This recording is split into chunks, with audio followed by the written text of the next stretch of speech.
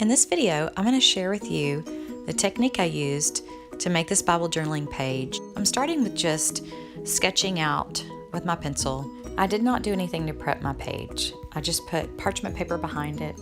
Now I'm just adding watercolor, kind of blending, mixing colors. I start with the lightest color first. I just do a real thin layer, and then after that dries, I'll go back and add more depth to it.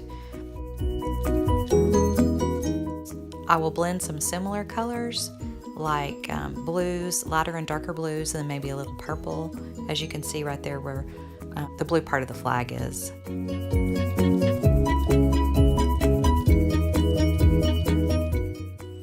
Now I'm taking a marker. It's great because it doesn't bleed through. It's called a Pitt pen by Faber-Castell.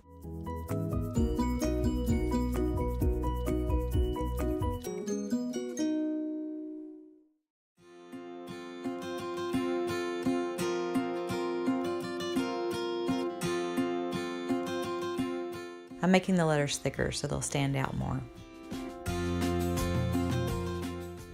Now my favorite pen of all, to me, that makes everything pop and finishes it off, is this white gel pen. I'm using it to make just doodles here and there, just random stars, and then put a little stitching across the flag.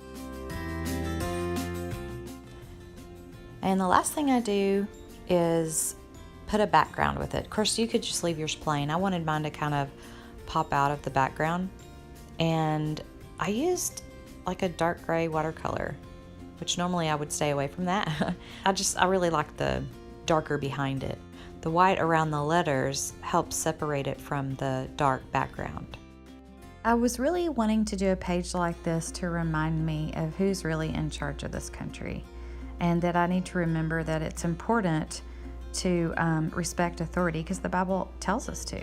This scripture is from Romans 13, 1 through 3. Let every person be subject to the governing authorities, for there is no authority except from God, and those that exist have been instituted by God. Therefore, whoever resists those authorities resists what God has appointed, and those who resist will incur judgment. It's just a great reminder that we are not in control of this world. Well, I hope you're inspired to create and do art in your Bible. Thanks for watching. Happy journaling.